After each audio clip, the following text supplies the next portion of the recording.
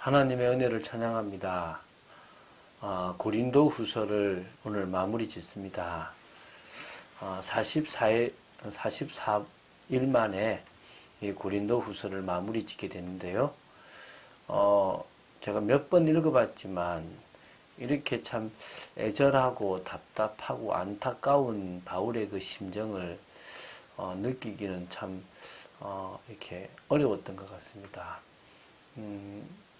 갈라디아서를 볼 때도 바울이 사도로서의 그 증명함이 참 길면서 이렇게까지 해야 되나 싶었는데, 여기서도 역시 바울이 얼마나 이렇게 참 속이 상했겠는가, 또 어떤 부분에서는 안타까웠겠는가를 좀 느낄 수 있었습니다.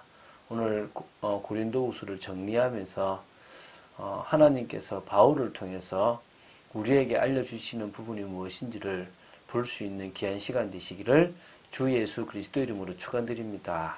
자, 우리 고린도후서 1장 3절부터 7절 말씀을 보고 나서 그 다음에 우리 전체를 한번 보도록 하겠습니다. 제가 읽겠습니다. 찬송하리로다. 그는 우리 주 예수 그리스도의 하나님이시요 자비의 아버지시요 모든 위로의 하나님이시며 우리의 모든 환난 중에서 우리를 위로하사 우리로 하여금 하나님께 받는 위로로서 모든 환난 중에 있는 자들을 능히 위로하게 하시는 이시로다.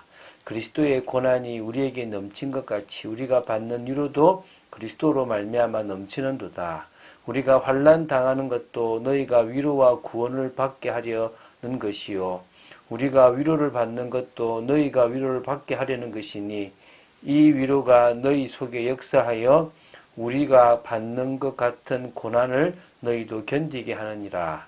너희를 위한 우리의 소망이 견고함은 너희가 고난에 참여하는 자가 된 것 같이 위로에도 그러할 줄을 알미라. 위로라는 단어가 참 많이 나오죠. 제가 볼 때 바울이 하나님으로부터 주님으로부터 위로를 받지 못했다면 과연 고린도 교회에 이 편지를 제대로 쓸 수 있었을까?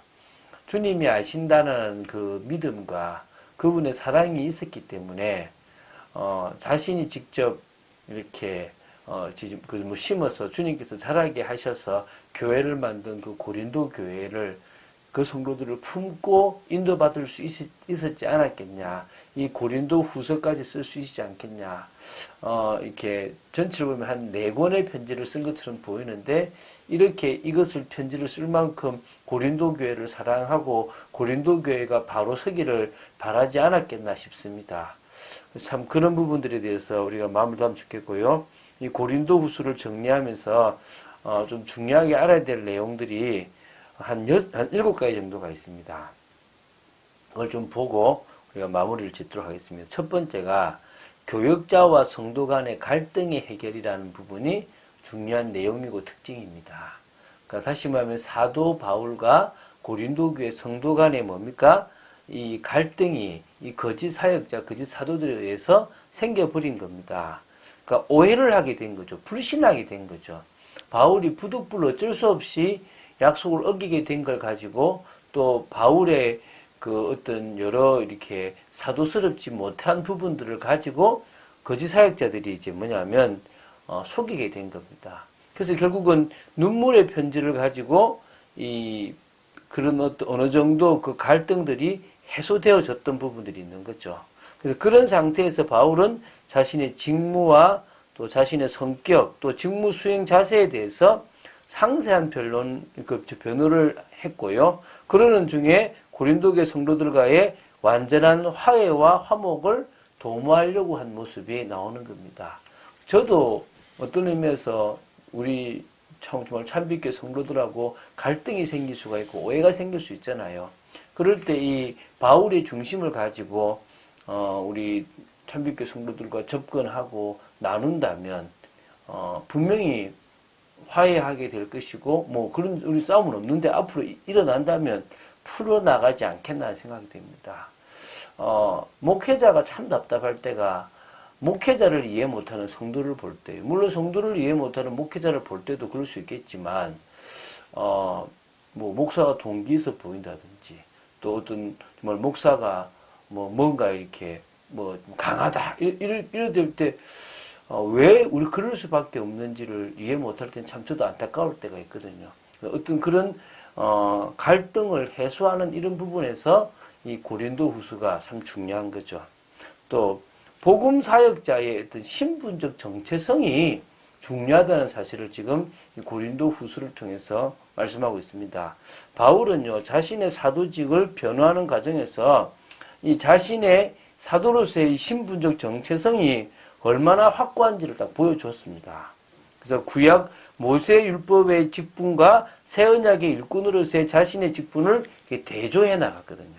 그래서 바울은 자신의 직분이 영의 직분이고 의의 직분으로서 훨씬 더 영광스럽다. 뭐보다요? 모세가 가졌던 그 율법의 직분보다도 더 영광스럽다는 것을 강조했습니다. 그래서 이런 신분적 정체성은 단순한 우월감이 아닙니다. 그가 사도의 직무에 대해서 흔들리지 않는 확신과 긍지를 가졌다라는 것을 반증할 수 있는 그런 부분이라고 보시면 되겠습니다. 세 번째는요, 결국은 이 사도라는 어떤 그런 복음 사역자, 이 사도의 본질적 직무는 뭐냐면 화목의 직책이란 겁니다. 이게 화목.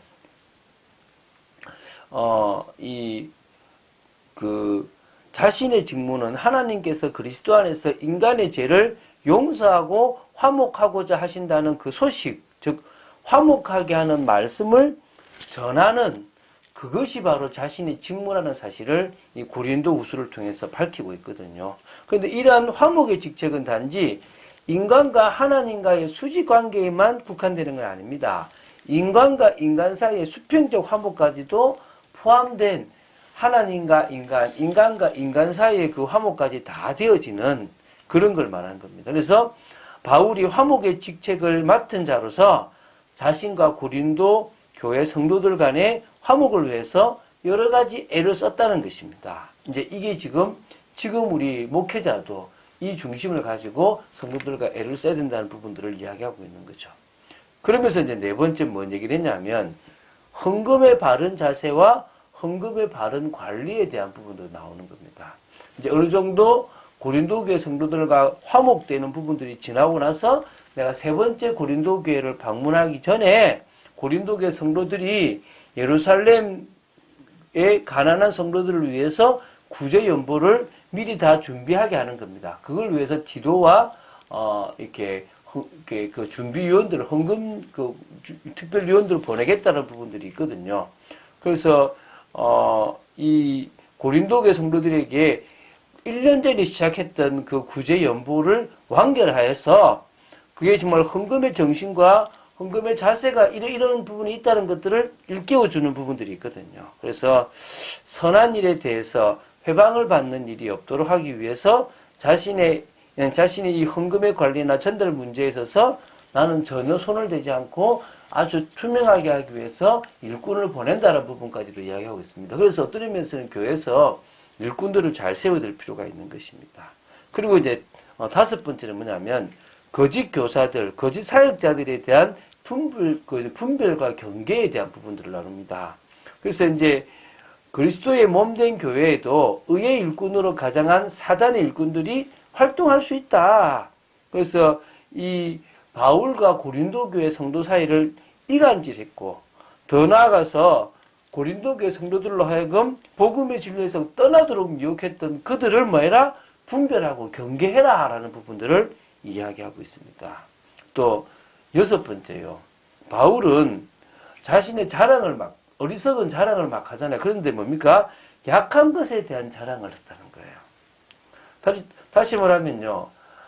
어쩔 수 없이 부득불 자신이 했던 사역들이나 자신의 어떤 중요한 부분들을 막 자랑해요. 심지어 셋째 하늘까지 올라갔던 것들을 자랑한단 말입니다. 영적 능력까지.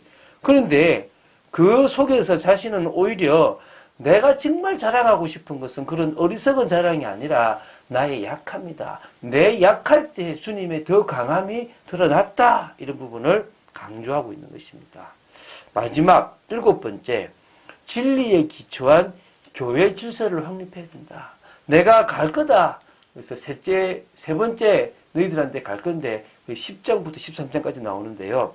그때 나는 사도적 권위를 가지고 나갈 것이고 거기서 만약 권징을 시행할 것이다. 그래서 교회의 대적자들이 징계를 받고 경고를 받아서 교회에 더 이상 이 덕을 세우는 일들을 막는 많은 일들을 내가 끊을 것이다라는 부분들을 이렇게 마무리 짓고 있습니다. 고린도 후서를 제가 이렇게 이번에 보면서요. 사실 저한테 참 많은 도움이 됐고, 제가 목회자로서 어떤 중심이 되어야 되는지를 봤습니다. 여러분들이 성도로서 목회자를 돕기 위해서 해야 될 것들을 생각하시기 바랍니다. 저는 그런 이야기를 합니다. 1년 초에, 연초에 이제, 또 이제 연말에 이제 공동회의를 통해서 예결선을 하지 않습니까? 참여하라고 합니다. 왜 참여하라고 합니까? 중요한데, 목회자나 몇 명이 움직여서 일하지 않도록 전체가 같이 참여하고 일해주고, 그래서 목회자가 기도와 말씀에 전무할 수 있도록 도와주라는 겁니다. 그런 것부터 시작해서 여러분들이 정말 목회자가 목회자 될 수 있도록 헌신할 수 있는 부분들이 필요하다는 것입니다. 하나님은 우리가 하나님의 심판과 하나님의 역사 속에서 올바른 믿음을 가지고 또 영적인 싸움을 해 나가면서, 그러면서 뭡니까? 그리스도의 사랑을 실천하기를 원하시는 것입니다. 그럴 때 우리를 통하여 하나님의 절대 계획이 이루어질 것입니다. 바울을 그릇으로 준비하셨던 것처럼 우리를 그릇으로 준비하시는 그 하나님의 계획이 반드시 이루어질 줄로 믿습니다. 자, 고린도 후서를 마무리할 수 있게 하신 것에 하나님께 영광을 돌려드리고요. 또 다음 주, 내일부터 사사기가 들어갈 것인데, 사사기를 통해서도 하나님의 역사를 보는 축복의 시간 되기를 주 예수 그리스도 이름으로 축원드립니다. 주는 그리스도시요 살아계신 하나님의 아들이심을 고백합니다. 고린도 후서의 여러 특징과 내용들에 대해서 좀 나눴습니다. 아버지 하나님, 나눌 수 있게 하심을 감사하고, 정말 44일을 통하여 이 고린도 후서를 전체적으로 다 볼 수 있게 하심에 감사드립니다. 흔들리지 말게 하시고, 저희들이 교회에서 정말 저는 목회자로서 또 많은 성도들은 성도로서 가장 중요한 일을 감당할 수 있는 축복이 있기를 간절히 소원합니다. 역사하여 주시고 오늘 하루도 하나님의 은혜로 살아가는 귀한 하루가 되기를 간절히 소원합니다. 주 예수 그리스도 이름으로 기도드립니다. 아멘.